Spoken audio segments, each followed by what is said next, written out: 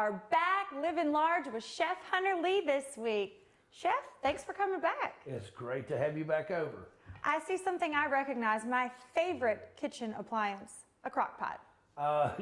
I shouldn't say it as a chef, but it is mine too. To be honest, it's one of those, and I haven't moved on to the Instapot. I'm just old-fashioned, and I'm used to my crock pot. I like it. My mom used it. My grandmother used it. My mom worked full-time. They are great and can make great meals, even if you're not home.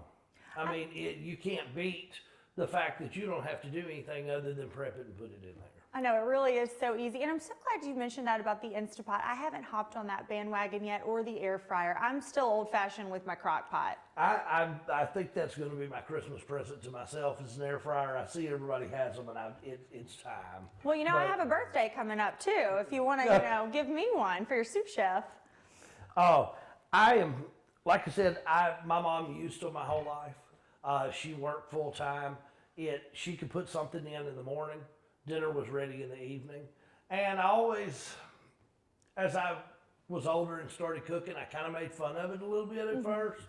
But then I realized there are some great recipes and some pretty close to gourmet recipes that you can actually do in here. That, I mean, not that you're trying to hide it, but honestly, I've made some in here that nobody would ever know the difference.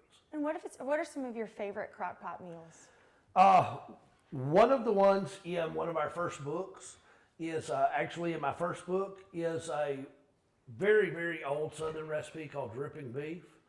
It's similar to what the social media sensation now, the Mississippi pot roast. The Mississippi pot roast came from the original dripping beef, which started as early as I can remember. I found it in a 1940s cookbook.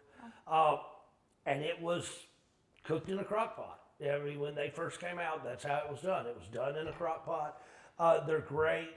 Even if you're busy, I can put this on at night and it's ready the next morning. Let it cool off, put it in the refrigerator. I can pull it back out whenever. That is one of my favorite, and it's actually the second recipe in the first book. Really? Another one of my favorites is, especially this time of year, everybody loves potato soup, especially if it's made right. But you don't want to sit there over the stove. And maybe it's like some of our Louisiana weather, and it may be this time of year, and it might be 80 degrees. But you still want your potato soup. You just don't want a hot kitchen. This helps a lot that it doesn't heat up the kitchen, and you don't have to sit and watch it. And on page 142, I believe, of the first cookbook, is one of my favorites, and it's my sister's. It's a winter day potato soup. And it takes you about 15, 20 minutes to prep everything, dump it in there.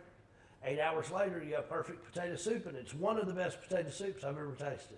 I love that, especially how easy it is. You just dump it in, you let it sit for 8 hours. You mentioned that your mom worked full time. Right. When I leave in the morning, I can put all my ingredients in there, and when I pick my kids up from school, dinner is ready. Absolutely. I even have a lot of friends that will prep and put everything in the crock pot itself, stick it in the refrigerator that night.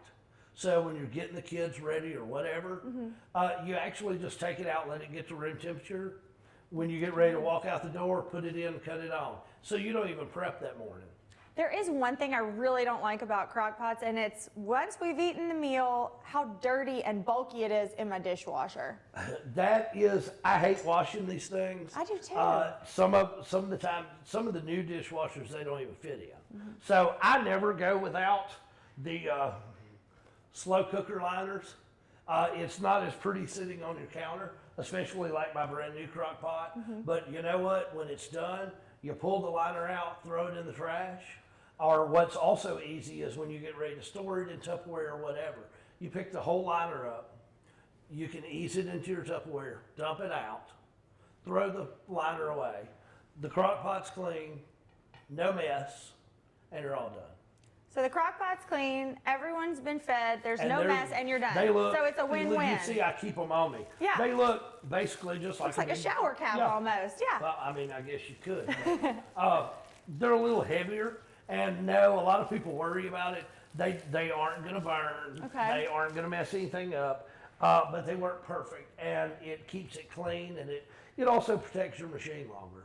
Now, Hunter, you have a line of products out, and where can our viewers go to buy those and learn more about them? They can go to benwoodshirleysouthern.com. We have everything from our seasonings to our sauces, and also recipes like this and others. In the first cookbook,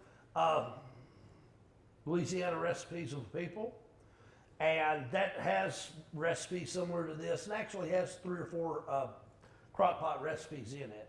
Then we have our second cookbook, which is more entertaining in the South, and it does have a few in it that are quick and easy ways for appetizers and things like that, cocktail parties, to utilize your slow cooker. And you also have a weekly tips and tales. We do. It goes up on our website every Friday, and then it comes out in several local papers, usually the week after. Well, Hunter, thanks for joining us. I can't wait to see what you're cooking next week. Well, actually, it's with the weather. Hopefully, I will actually be trying out the potato soup. So I can't wait for you to try it. I can't either.